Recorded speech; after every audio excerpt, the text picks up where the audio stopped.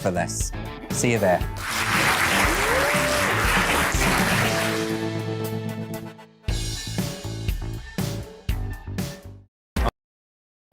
I've reported from more than 70 countries around the world, covered wars from Afghanistan to Iraq, from Lebanon to the Balkans. I'm trying to bring that experience, that feel for events, to the studio. And something else, I'm ready to give an opinion. Today's stories with a spark. Brazier from 8 p.m. weekdays on GB News. Join us for Political Correction. We're here every Sunday to correct politics and put you, the people, back in charge. We talk about all areas of the United Kingdom, including Northern Ireland. Our debate goes way beyond the Westminster Village. It's about the real country. It's about your opinion. So please, we want you to tell us what you think. This is Political Correction. Every Sunday morning from 10 a.m. here on GB News.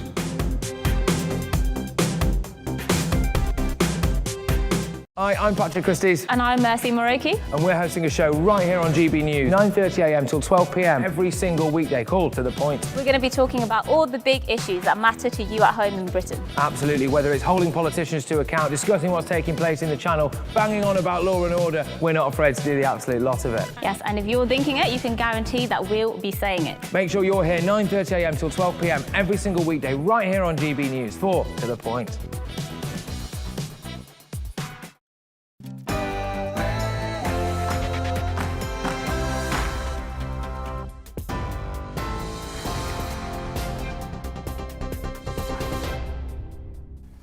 Hello, I'm Simon Pusey and this is your news at the top of the hour.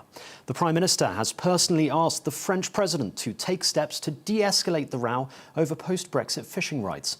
Downing Street says Boris Johnson expressed his deep concern over recent threats during a brush-by meeting at the G20 summit. France has threatened to bar UK vessels from some ports and tighten customs checks on British lorries if the issue isn't resolved by Tuesday. The Prime Minister has also been pushing for further climate commitments at the summit. G20 leaders have now agreed to end public financing for coal-fired power generation abroad, but they fell short of setting a target for phasing out domestic coal. They also agreed to aim for climate neutrality by or around mid-century. In Rome, Prince Charles has told world leaders they need to work towards a more sustainable way of living. I have listened closely to leaders of many countries, particularly Commonwealth nations, whose communities are some of the most climate vulnerable on this earth. It is also impossible not to hear the despairing voices of young people who see you, ladies and gentlemen, as the stewards of the planet, holding the viability of their future in your hand. That was Prince Charles speaking a little earlier. Well, COP26 is underway in Glasgow. Around 120 global leaders will attend the event, where they'll decide what actions they'll take to help limit global warming to 1.5 degrees. COP26 President Alok Sharma says now is the time to deliver. The rapidly changing climate is sounding an alarm to the world to step up on adaptation, to address loss and damage, and to act now to keep 1.5 alive.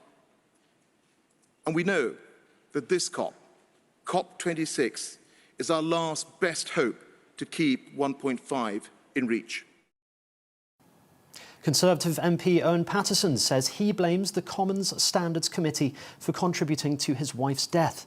In his first live interview since he was accused of breaching lobbying rules, he told GB News the report is a complete denial of natural justice.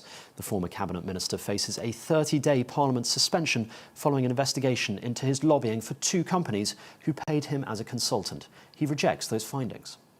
This report has totally failed.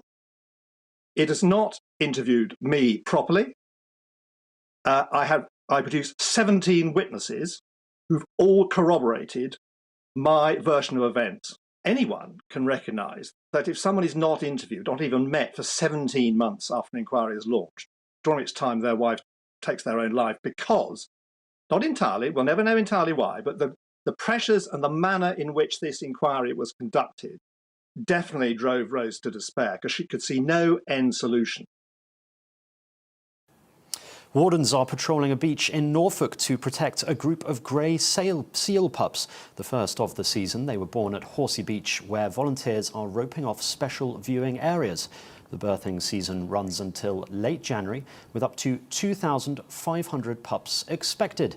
But members of the public are being warned not to get too close to the newborns so that their mothers don't abandon them. Well, that's just about it from me for now. We will be back later with the latest news in around an hour's time.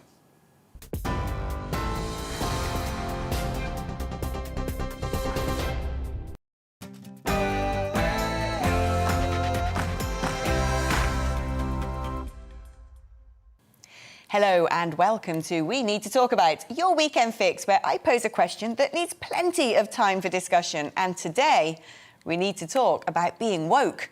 Does it help to create a more equal society, or has it become a new form of intolerance which stifles the freedom of speech?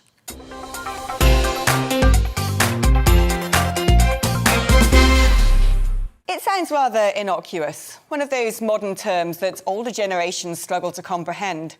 A typical intergenerational conundrum, reflective of changing times, cultural development, and the natural evolution of maxims and morals. Indeed, from one era to the next, societies across the globe have metamorphosed, leaving the out of touch in a state of bewilderment over shifting semantics, beliefs, and fashions. Today is no different. Yet what was once a matter of politesse, the conscious adaptation to a cultural contract in constant flux, today invites much more than a mere tutting or the raising of eyebrows. Failure to adhere to today's woke religions can result in real-world punishment, the loss of your job, humiliation, even physical violence. And the rate of change is so dizzyingly rapid, few can keep up with stringent yet uncodified customs, or are exempt from accusations of blasphemy. While a few sacred people seem to self-appoint as judge, jury, and executioner with impunity, manipulating language to further alienate and exclude. Should we be afraid? Very. The great Chinese military strategist Sun Tzu describes the concept of divide and conquer as a devious tactic to turn the enemy in on itself. The West seems to be doing this with aplomb, aided perhaps by those who wish to do us harm. Rather than focus on external threats, society is increasingly at war with itself, accosted by a myriad perceived cultural battles, largely waged online. Remarkably, even when the threat of hostile nations is signposted, it is often internalized into accusations against ourselves. Take, for instance, allegations of Russian electoral interference, seized as an attack on a democratic decision, rather than externalized against an enemy using the power of the internet to wreak division and sow havoc in society. The dark web is full of the invading troops of foreign armies in the forms of legions of bots, amplifying tensions and pitching one side of society against the other. Yet it's not just malign foreign powers rubbing their hands with glee at so-called activists clawing at the social fabric and cultural glue that binds us together. Big business is at it too. Brands that cynically exploit cancel culture feed a network of neo-ideologies breaking the backbone of Britain and directly profit from it. Why pay for advertising when hashtags are free? Creating a social media storm boosts name recognition and can deftly target certain demographics, while woke washing corporate malpractice and greed. Take, for instance, the current trend for plant-based diets. How convenient that just as the world is waking up to the dangers of ultra-processed food and the devastation of natural habitats through intense farming, along comes a dietary craze that clothes itself in the narratives of environmentalism and well-being, conveniently served as a cuisine few can prepare in their own kitchens. As palm oil plantations grow and ready meals laden with sugars and salts purport to be healthy and sustainable, instead of having to afford meat and dairy, manufacturers can flog nutritionally bankrupt food for even bigger profit margins while feigning social righteousness as the consumer gets fatter and high-emitting factories line the pockets of multinationals. Despite cries of go woke, go broke from some consumers, big business knows all too well that boycotts and principles are often abandoned at the checkout queues and are well worth the promotional noise that they create. Meanwhile, some claim the culture wars themselves are a fabricated distraction by the very people often on the receiving end of their malice. To borrow a term so prevalent among the so-called woke brigade, it is the very definition of gaslighting. But be on the receiving end of a pseudo-moral hate campaign, and you could lose your livelihood and even have your life put at risk. All the while, the curse of intersectionality has created, it seems, a hierarchy of rights, oppressing other sections of society. The prioritisation of trans issues is seeing some women's rights under attack. And just as girls are being stabbed with syringes in nightclubs and rape culture is sweeping through schools, there's a clamour for unisex toilets, while things such as porn and promiscuity are promoted as some kind of basic freedom. Just as the pandemic exposed how obesity is costing millions of lives globally, fat shaming has become a new form of abuse. Just as the Taliban take over Afghanistan and ISIS sharpen their tools once again, protecting Islam from offence arguably enables extremism to propagate. Even a cursory audit of wokery points to an invisible blob that wants to see you sexless, genderless, fat, afraid, mentally ill, slavishly compliant, blindly militant, hating your country, obsessed with sex, denied basic freedoms, self-flagellating, censorious, confused, and torn from your community through a nihilistic obsession with individuality and identity. Today, we need to talk about being woke.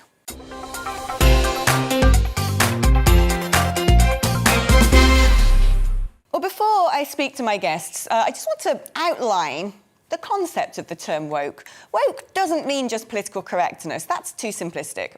The term originated from the US and is supposed to mean to stay awake to social justice, race and gender inequalities, which have prompted various movements, protests and sparked much debate. But critics would argue it stifles freedom of expression and fuels cancel culture.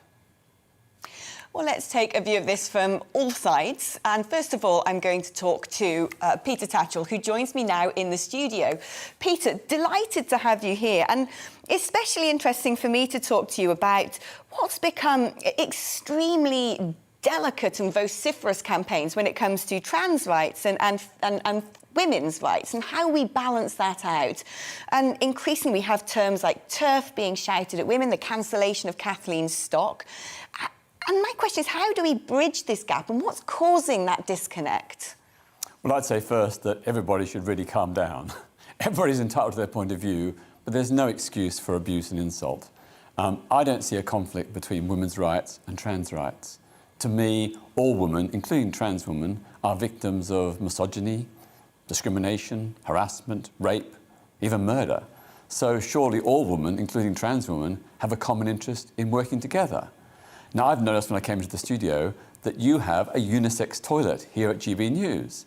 Now, you're not giving in to woke culture. You just think it's quite simple and easy to have a unisex toilet. Everybody's got their own private cubicle. There isn't a problem. So, again, I don't understand why people are getting so het up about this. I must admit, from my point of view, I hate unisex toilets, even though there's one here. I tend to go around the back and use another toilet altogether. And I would argue that actually the campaign for, you know, perhaps trans rights is enabling developers to cut corners and only have to put one toilet cubicle in. But certainly, you know, it is an interesting conversation. But increasingly, it's getting to the stage where it does feel a bit like, I mean, look at the story about Oxfam today, for instance, withdrawing a game which is supposed to represent women who have achieved great things throughout history, supposedly, we're told, because it offended some of its employees. Is that taking this concept of being woke too far? I mean, is being woke becoming a matter of being extremely sensitive or oversensitive to issues?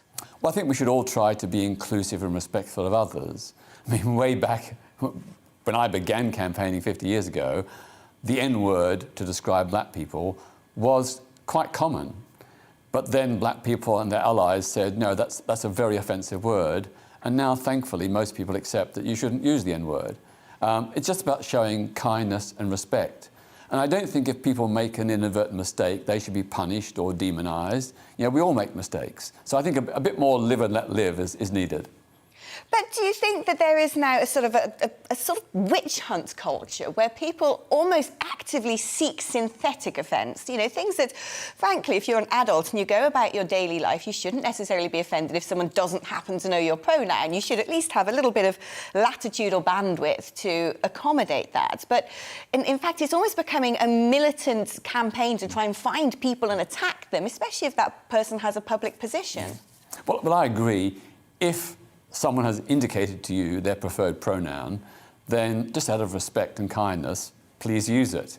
But if you accidentally misgender them, not knowing the pronoun they would prefer, then that's just an innocent mistake, and you shouldn't be held to account. You shouldn't be cancelled because of that. You know, there was no malicious intention. It was just an accident, and accidents happen. We all make mistakes.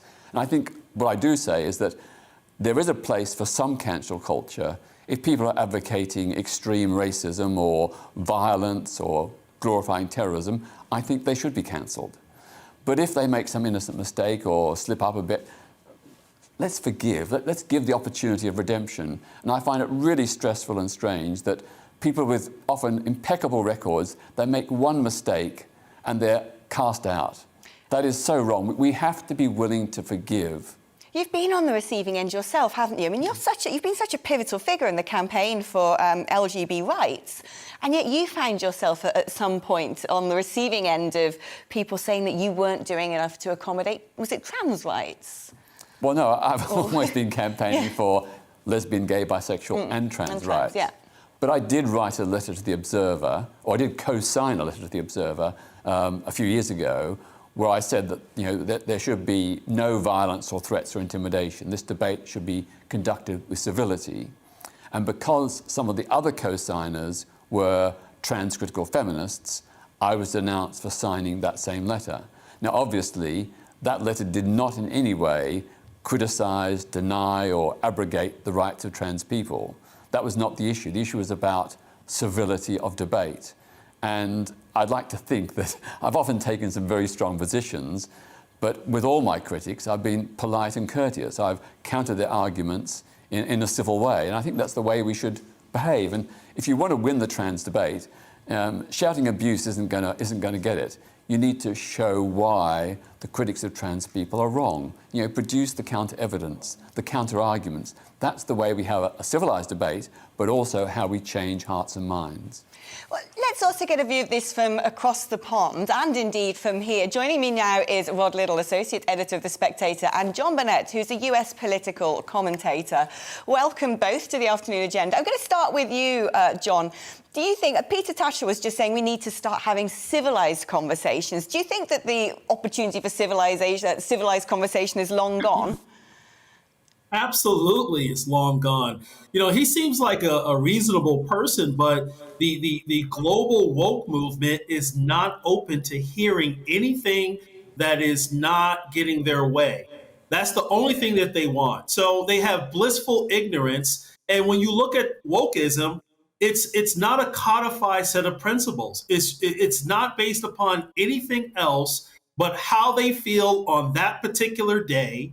And they're trying to rewrite history. How do you rewrite history to try to lay out the future? It's ridiculous. They take offense to objects, individuals, events, anything that they feel at that moment is offensive. How do you have a reasonable discussion with anyone who thinks like that? You know, during my father's time, the biggest threat was the Cold War. Now, in our time, the biggest threat are woke wars. Well, yeah, Rod, I'm going to ask you about this because it's interesting. I always think that this is a culture we very much imported from America. And it's fascinating to see that you've got, you know, this week, the committee in the House of Commons receiving evidence from social media companies. Do you think that it is polarisation via, you know, platforms on social media that's driving the woke agenda? Or is there some other darker force at play? I don't think it's a polarisation in the way that you put it. It's not a polarisation in the way that, for example, Brexit was a polarisation. Because one of the crucial things about about this thing which we call woke and which I'd rather not call woke. I'd rather call it something like the de-enlightenment, because it's a war on complexity, it's a war on history, it's a war on intelligence. That's the important thing. It's far more important than passing it off as woke. The thing you have to gather is that it is a minuscule proportion of the population who go along with the vast majority of this stuff. A tiny, tiny proportion. And yet, partly in order to do that other very contemporary thing, virtue signalling, and partly in order because they're scared stiff, an awful lot of corporations and institutions will go along with it. And that's the problem, that it's a kind of, these people do not have hegemony. You know, Peter Tatchell has hegemony. Well, you know, there aren't many things I disagree with Pete about. A few things on wokeism, and I think I disagree with him on Israel as well, so we better leave that. But by and large, these people are implacable. And the reason they're implacable, and this is important, is that none of what they say adds up. You can tug at the whole liberal woke agenda, at one little strand of it, and the whole thing falls apart like a badly knitted cardigan, because there's no logic to it, there's no sense to it, it has no intellectual basis or depth, it has no science to it. And so that's the problem. And the problem isn't so much the kids on campus, or indeed their idiotic lecturers, it's the fact that corporations and too often politicians go along with it. Yeah, I mean, John, I'm going to come back to you, because certainly you're always a few eons ahead of us when it comes to, you know, culture that we're set to import. And what's alarmed me is in America, this is now converted into almost running street battles. You see people film activists going up to other people, minding their own business and actively shouting in their faces, making demands. How worried are you about, you know, the peace and harmony in US society right now? Yeah, there's disruption even within family structures, right? Family and friends are being torn apart because of wokeism, as well as it's being played out on social media, as you pointed out. It's being played out also on college campuses and in corporations, right? The employees demonstrated at Netflix walking out against Dave Chappelle. If comedy is going to be attacked and sterilized, then we actually that's like the last barrier, right? To let us know that this woke movement is not just a small group of people. It has entered boardrooms. It has even entered churches. It's even entered Parliament, and in our case here in America, Congress. So we need to take this serious. It is a battle for thought, for influence, as well as our freedom. And what they're trying to do, as you pointed out in your monologue, they're trying to put your livelihood, your reputation at stake. Even when if you might have been upset 10 years ago and said something verbally or put something in an email, everything is fair game for them. There is no forgiveness in their view. So, Rod, what do you think the antidote to all of this is? Because, as you said, it does seem to be a very small minority of very vocal people dominating the conversation. Most people don't have, you know, particularly extreme ideologies and are extremely tolerant. So how can we stamp out this emergent intolerance?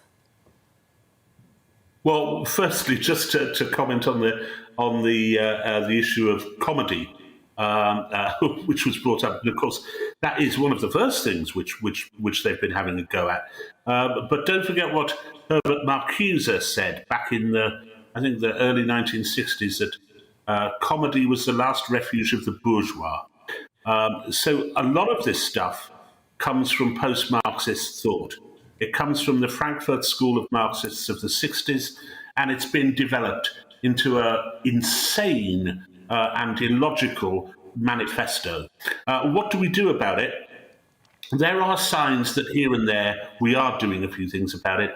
I think the revolt of the TERFs was one of the first breaks in the chain, in that, given that 20 odd years ago the feminists would have considered themselves as similarly oppressed as people of colour, as gay people, etc. But now there is a direct division there, and the TERFs. I think the majority. My suspicion is that the majority of women in this country, and when I say majority, I mean by around about 90%, would think that a woman, a person born with a cervix, is a woman, and that's that. Full stop. No argument about it. It is. I think we're already beginning to see a bit of a kickback. I think the banishment of Stonewall, who are one of the organisations which is pressing this ludicrous agenda on children, most dangerously in our schools, I've had quite a few shots across their bows, and they've been booted out of plenty of institutions recently, because people realise, people in government are now beginning to realise that that it simply makes no sense, that it's dangerous, it's dogmatic, and anti-scientific, what they're saying, and that it shouldn't be said. I want to bring Peter back into this, if we can get him up on the screen as well, because if talking about Stonewall, Peter, that affects you. That affects you personally, doesn't it? Do you think this critique of Stonewall, do you think Stonewall's sort of going for a bit of overreach here, overcorrection? Do you think they're sort of getting a little bit too big for their boots, or a little bit too ambitious, or do you think what they're doing is absolutely necessary? And do you think children do need to learn the sorts of lessons that Rod's talking about? Well, first let me say, as Rod said, the people doing this, the things that he complains about, are a tiny minority. So I don't think we should give them disproportionate power and influence. And they have done some things that I would disagree with. But let's not blow it out of proportion that our whole culture is under threat and that civilization is going to fall. It ain't. On the question of Stonewall, I mean, they do fantastic work in workplaces to make the working environment more welcoming, inclusive and safe for lesbian, gay, bisexual and transgender people. People's lives have been transformed for the better. So whatever criticisms you may have of Stonewall, overall the work they've done is absolutely fantastic. But they have been rejected now by a couple of organisations, your government departments, so on and so forth, who think that, you know, perhaps they're doing things which are not necessarily constructive or productive when it comes to amplifying people's rights. Well, that's true, but it's only 4 or 5 organisations out of over 800. That's a tiny, tiny minority. And even those organisations acknowledge that they have done good work, that they have helped improve the workplace environment, which has made a happier place for not just for LGBT+ employees, but for all employees, and actually made those companies and institutions more productive, better institutions for everyone. And finally, just quickly, do you think it's time we banished the term woke? You know, because I think equally it's used as a slander back against people who might simply be just trying to do good in the world. Well, that is uncertain the intention of most of the people who are labelled as woke. You know, I would like to get rid of these terms because it doesn't help. It's just an insult. And, you know, people are trying to make the world a better place. You may agree or not agree with them, but let's have a conversation. Let's discuss the concerns and let's find a way of moving forward together.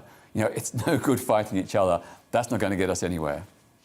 Peter, thank you ever so much. Rod and John as well, thank you both for joining me. Fantastic debate so far. We're going to be continuing this conversation throughout the show, and I want to know what you think. Hi, I'm Alistair Stewart, and I really hope that you can join me here on GB News. I've been in this game for 40 years, and I've made lots of friends, and I try and reflect what they think about the big stories of the day in conversation with me. That's why we call it Alistair Stewart and Friends, and you're a key part of it as well. I always get inundated with emails and messages and texts, and if they're really good, I play them back to you. 12 till 3, every Saturday and Sunday.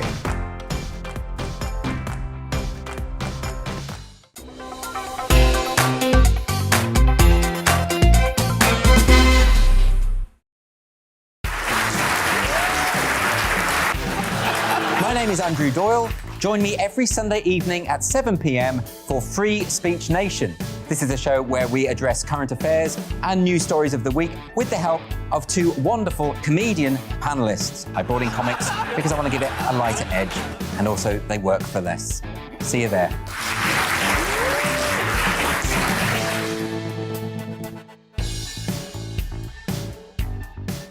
I'm Colin Brazier. I've reported from more than 70 countries around the world, covered wars from Afghanistan to Iraq, from Lebanon to the Balkans. I'm trying to bring that experience, that feel for events, to the studio. And something else, I'm ready to give an opinion. Today's stories with a spark. Brazier from 8 p.m. weekdays on GB News. Join us for Political Correction. We're here every Sunday to correct politics and put you, the people, back in charge. We talk about all areas of the United Kingdom, including Northern Ireland. Our debate goes way beyond the Westminster Village. It's about the real country. It's about your opinion. So please, we want you to tell us what you think. This is Political Correction. Every Sunday morning from 10 a.m. here on GB News.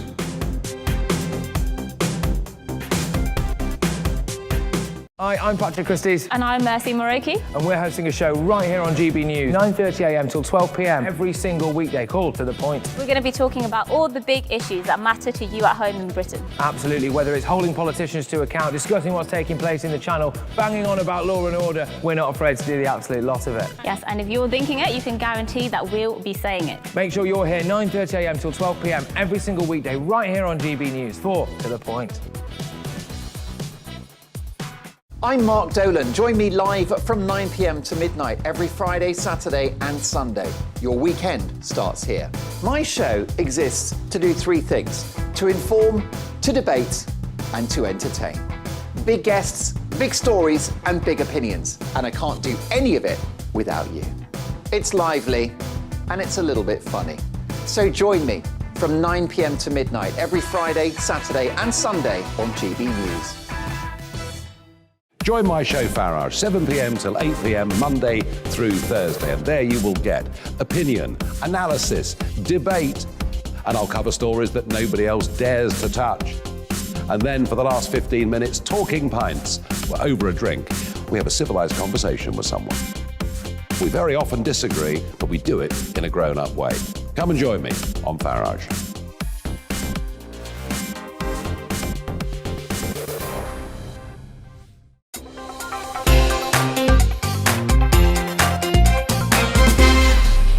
Today we're talking about wokery, or should it be wokeism?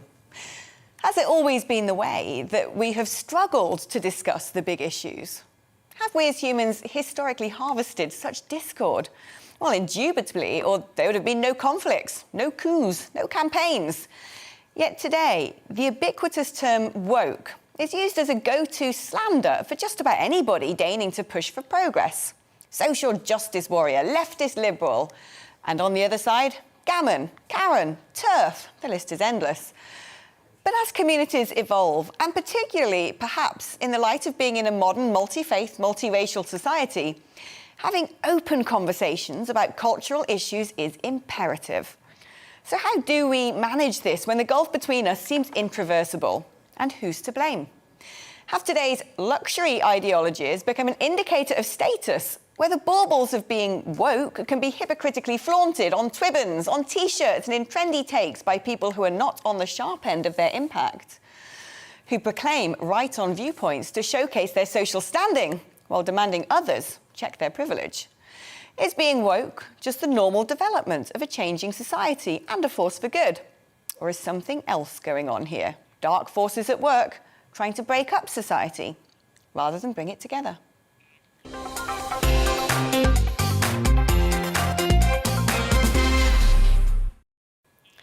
Organisational psychologist and author Dr. KARLYN BORYSENKO joins me now.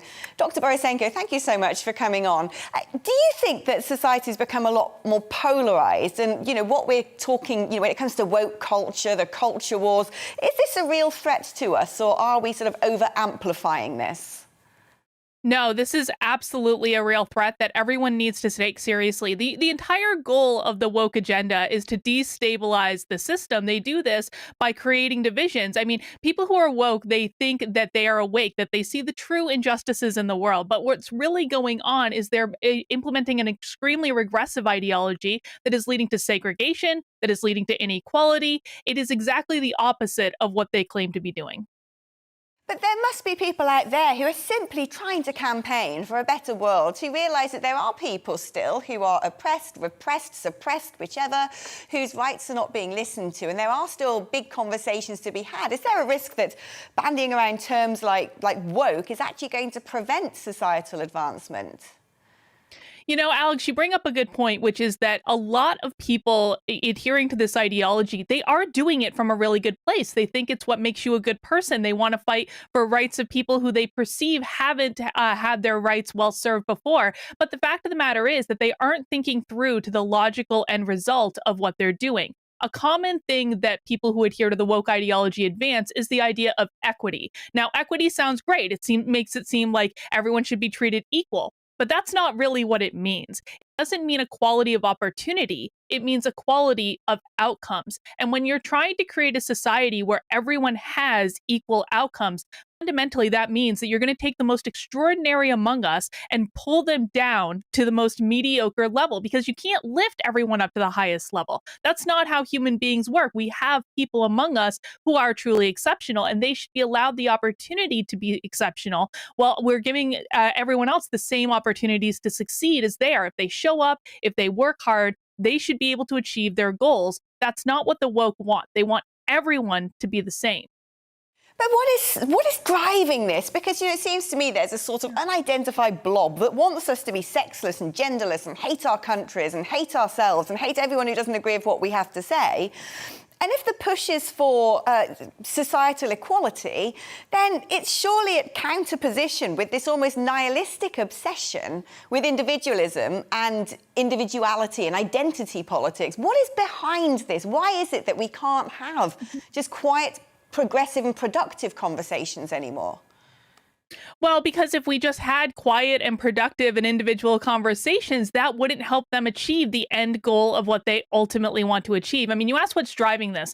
This has been in the education system in the United States for at least 50 years, probably longer than that. It got in very covertly. They started with the colleges, and then they lowered the age to the high school. And now in the United States, they're implementing this in the education system as young as 4 years old. Now, when these ideas are implemented in the education system before students turn around the ages of 8 or 9, it is extremely hard to get these ideas out of their head once they become adults. And let's remember that people's logic function of their brain does not fully develop until they are in their mid-20s. So we're talking about these ideas being introduced extremely early on to a group of people who are utterly defenseless in order of receiving them. And once they get ingrained into the brain early on, it becomes impossible to remove later. And so now we're seeing the end result of that. We're seeing the result of that in the Black Lives Matter protests that happened all last year. We're seeing the result of that in, frankly, the people who are trying to implement these draconian lockdowns for COVID.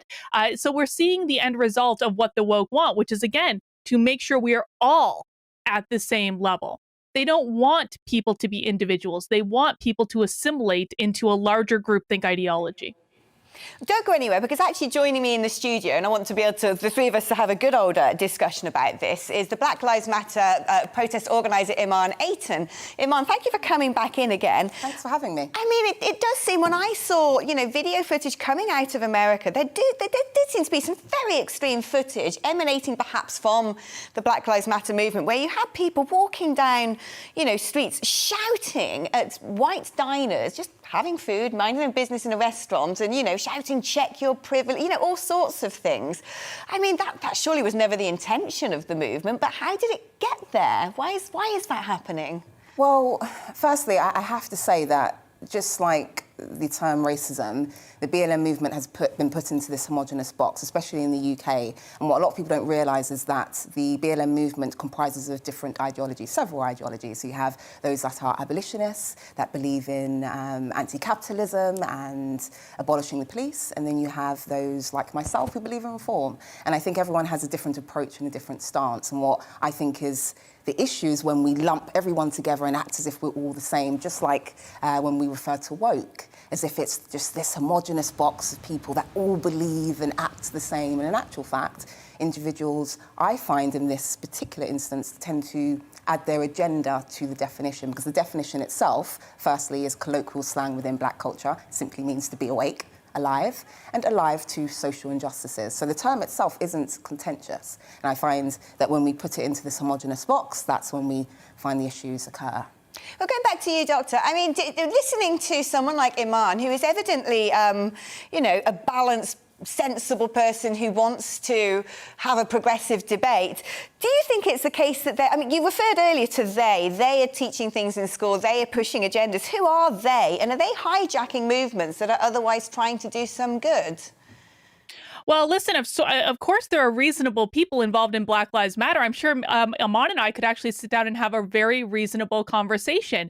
But the thing of it is that a lot of people within this ideology, they're not open to conversation. I have continuously tried to have conversations with people I disagree with. And by the way, I actually come from the same political side that Amon is on. I was a progressive Democrat in the United States for 20 years. And so the thing of it is that are these conversations possible among reasonable human beings? Absolutely. But when they start forming mobs, and by the way, I was actually attacked by a Black Lives Matter mob in Dallas, Texas, about 40 of them, chased a group of my friends and I down the street for committing the crime of disagreeing with them. You know, you can't sit down and have a conversation with an angry mob when they're attacking you. It doesn't work out that way. So are these conversations possible? Absolutely. And we should be having more of them. But do they tend to occur when we're talking about larger groups of people who are adhering to this ideology? No. So, I mean, IMARN, how do we now go about healing this? Because I mean, BLM has become, to many people's minds, a controversial movement, perhaps because there are elements of it in the US which have become radicalized, which are sort of very adherent to almost a very destructive form of cultural Marxism. And naturally, there will be people in the West who feel that their own cultures are under threat. I mean, when it comes to the fall of all the statues, at what point should an organisation draw the line? And is it the responsibility of an organisation such as BLM to say to its advocates and activists, look, you're going too far, stop doing that? Or does there need to be an overcorrection? Does there need to be this level of passion and noise? I think the real issue that we're seeing at the moment is the weaponising of the term. And so I think after the BLM movement last year, the term woke became associated with the political left. And as a consequence, the political right have weaponized the term and it's been now kind of associated with negative connotations, hence why it's become a stigmatized term. But I also think it works both ways. So I think the political left have also weaponized the term, and what they have also done is counsel those that they believe are not woke or anti-woke, right? So I think that what we're seeing in this instance is two different cohorts with diametrically opposing views. And obviously the art of war is to try to degrade your opponent's argument or position. And I think that is exactly what we're seeing in this instance, no more, no less. So, yeah, it's unfortunate, but I think that's the way of politics, unfortunately. Yeah, I mean, Dr. BORYSENKO, do you think that humans are sort of more predisposed to having these sort of less nuanced and black and white extreme arguments rather than actually appreciating nuance and appreciating grey areas and actually sitting down to take the time to, you know, engage in critical thinking? Well, I don't think the media helps this at all, Alex. And I'm no offense to you, you seem great. But I think that the media is actually the one that's driving a lot of the divisions between us. I think that most human beings are perfectly rational, reasonable human beings that are capable of having conversations with people that they disagree with. But the fact of the matter is that if it bleeds, it leads. And so what a lot of the media is selling right now, and this is both on the right and on the left, is they're selling outrage. They're selling outrage to get their audience angry so they can get likes and clicks and views. And then the audience, instead of acknowledging who the real enemy is, which is oftentimes the media, they turn on each other instead. So I think if that we were able to take the corporate media out of this whole affair, we would be able to have a lot better human conversations.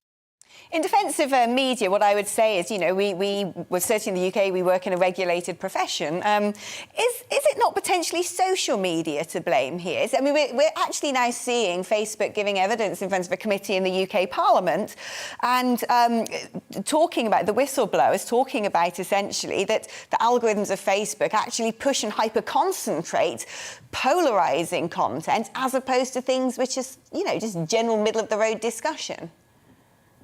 Yeah, well, absolutely. I think social media is absolutely to blame. It keeps people in an echo chamber. It feeds them content, again, that they are most likely to click on or to share or to get positive feedback from the people who follow them. So absolutely, Facebook has a responsibility. Twitter has a responsibility. YouTube has a responsibility. But their responsibility starts by not banning and censoring people that they disagree with simply for expressing a different political opinion. My Facebook account right now is restricted. It has been since December because I shared a quote from the New York Times that was inconvenient to the less political narrative. I've been banned on Twitter. I've been censored on YouTube. And again, I'm not some far right-wing extremist. I'm not even on the right. But just expressing a different political opinion these days can get you banned and censored. I mean, Iman, the BLM movement really needed social media to get the sort of huge spread that it had. Without it, without doubt, it wouldn't have had a global reach. You wouldn't have seen activism basically in all corners of the West. So how should an organisation like BLM engage with social media and make sure that the debate doesn't become polarised and it doesn't get hijacked by people with ill intent? Well, I think we definitely have to bear in mind that council culture ultimately is an online form of real-time activism, and it's there to ensure that people are held to account and are reprimanded for their wrongdoings in the absence of support from the law, social media platforms and workplace intervention. So ultimately, council culture was actually born out of necessity. I do believe, however, that if council culture has offers no opportunity for an individual to be challenged, change and grow, then I personally do almost agree in that it more or less feels the equivalent of a witch hunt and a troll fest. So I think that it's due to the lack of support, and that is why you have so many people galvanising online, and we can't quite differentiate between the trolls and those that are with genuine intent. So I think that's where it becomes awfully confusing. So it is about having the workplace interventions and having policies and practices that ensure that people are protected against discrimination, whether it is at the workplace or online. The same with social media platforms, having that support. And then we wouldn't see such a kind of, in sometimes, vicious set of people online cancelling people, and I just don't agree with that. I think everyone should have the right to be challenged. I think that's only fair. Ladies, thank you so much. It's been fascinating talking to you both. There you are. We were expecting a bit of a ding-dong, and we didn't. We all got together and had a good old discussion and agreement like the good old days and how we used to do things. So there you are. I'm Colin Brazier.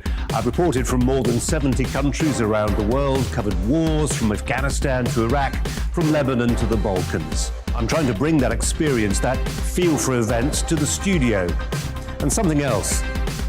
I'm ready to give an opinion. Today's stories with a spark. Brazier from 8 p.m. weekdays on GB News.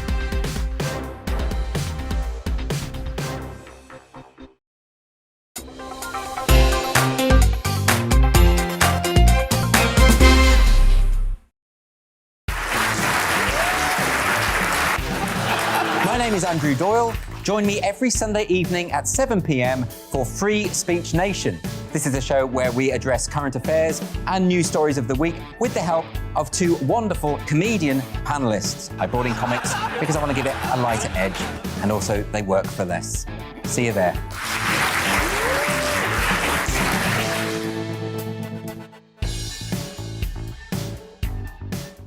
I'm Colin Brazier. I've reported from more than 70 countries around the world, covered wars from Afghanistan to Iraq, from Lebanon to the Balkans. I'm trying to bring that experience, that feel for events, to the studio. And something else. I'm ready to give an opinion. Today's stories with a spark. Brazier from 8 p.m. weekdays on GB News. Join us for Political Correction. We're here every Sunday to correct politics and put you, the people, back in charge. We talk about all areas of the United Kingdom, including Northern Ireland. Our debate goes way beyond the Westminster Village. It's about the real country. It's about your opinion. So please, we want you to tell us what you think. This is Political Correction. Every Sunday morning from 10 a.m. here on GB News.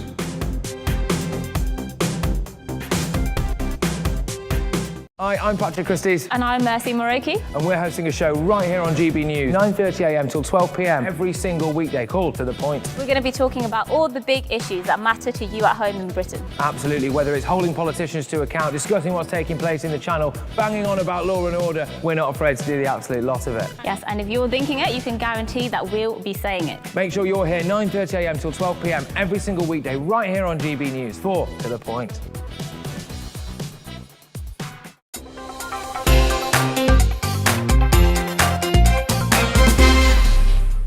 Does being woke actually help create a more equal society? Well, LGBTQ activist and director of the Peter Tatchell Foundation, Peter Tatchell, says people perhaps say the wrong thing should be forgiven. If someone has indicated to you their preferred pronoun, then just out of respect and kindness, please use it.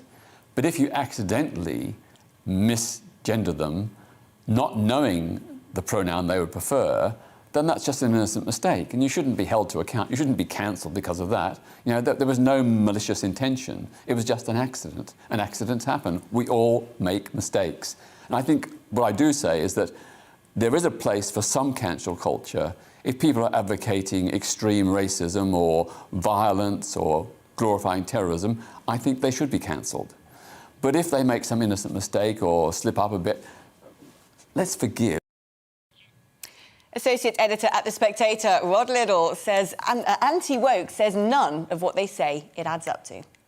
The thing you have to gather is that it is a minuscule proportion of the population who go along with the vast majority of this stuff. A tiny, tiny proportion. And yet, partly in order to do that other very contemporary thing, virtue signalling, and partly in order because they're scared stiff, an awful lot of corporations and institutions will go along with it. And that's the problem, that it's a kind of, these people do not have hegemony. None of what they say adds up.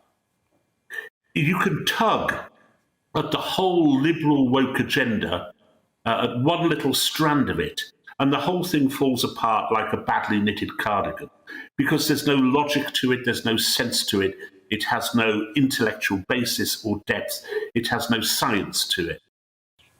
Well, now that we've heard what our guests had to say, it's time for you, dear viewer, to have the final word. Does being woke help to create a more equal society? Well, Simon says no, the opposite. It causes division, obsessing about identity politics. Frank says being woke is a way for people of low value to try to gain an advantage over other people, often people of higher value, to try to control them in some way.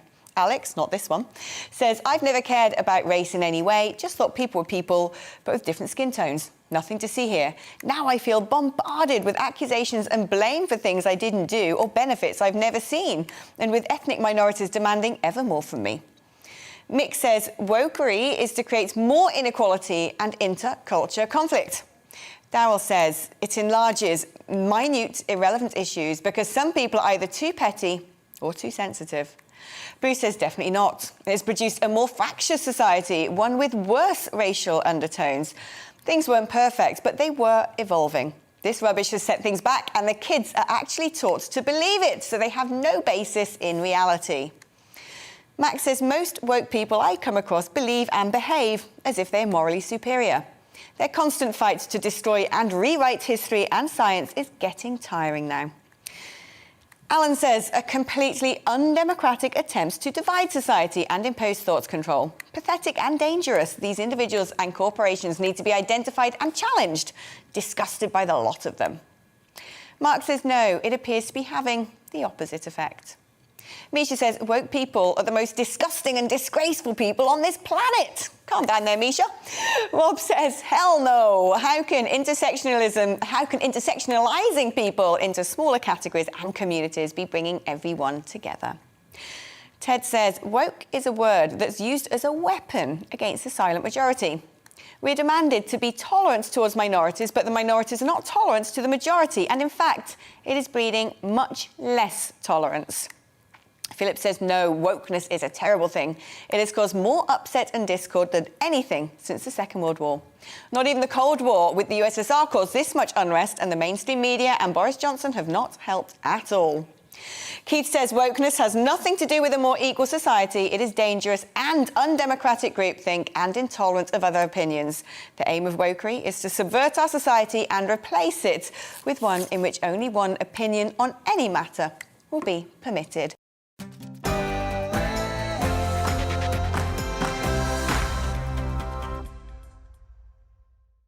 I'm Alex Phillips, and you've been watching We Need to Talk About. And for the last hour, we've been talking about wokery. That's it for today. I'll see you next time.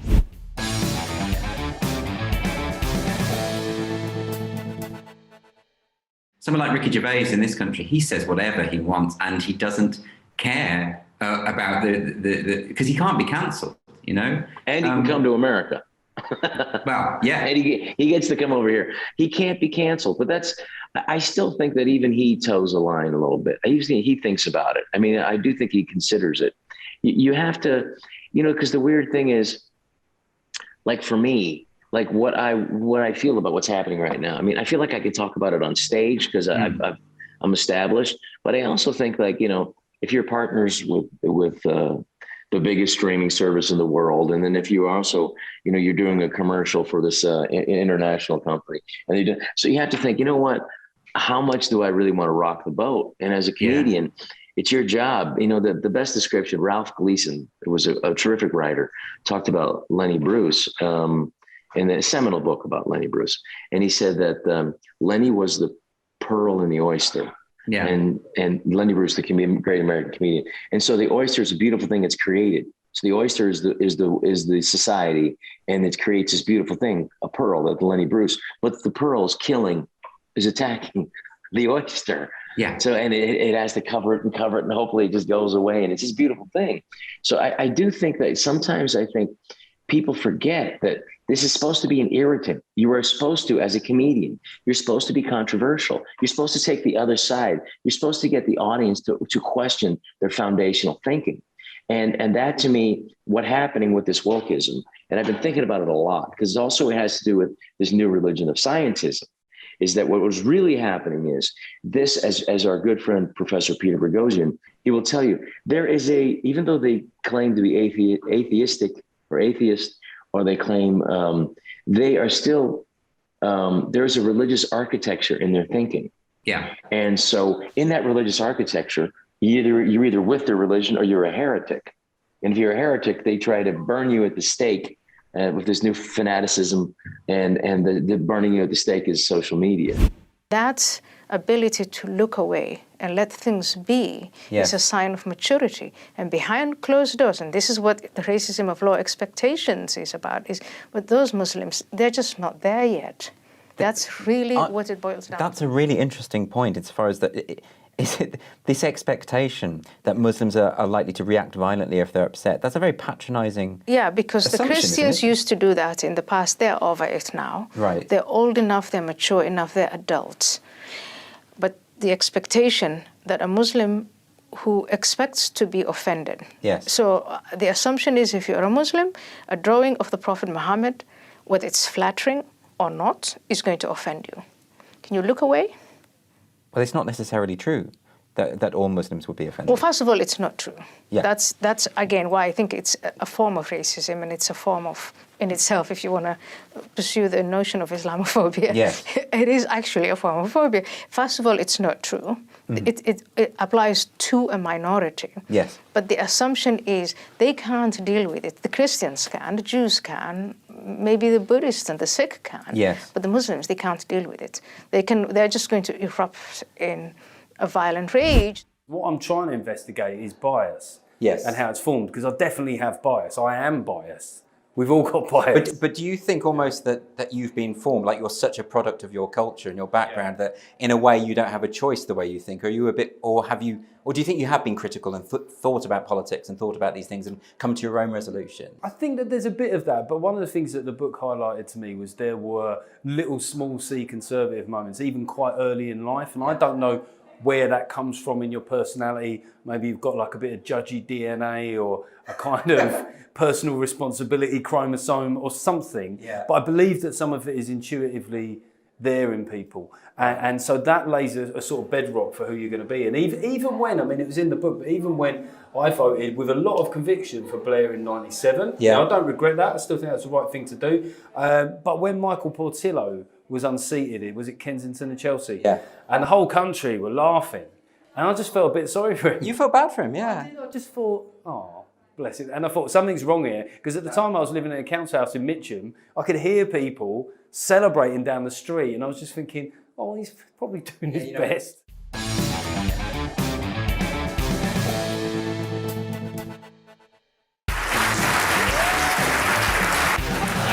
My name is Andrew Doyle. Join me every Sunday evening at 7 p.m. for Free Speech Nation.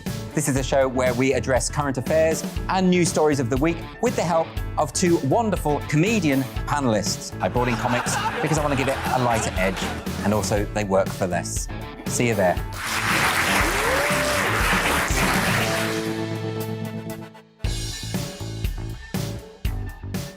I'm Colin Brazier. I've reported from more than 70 countries around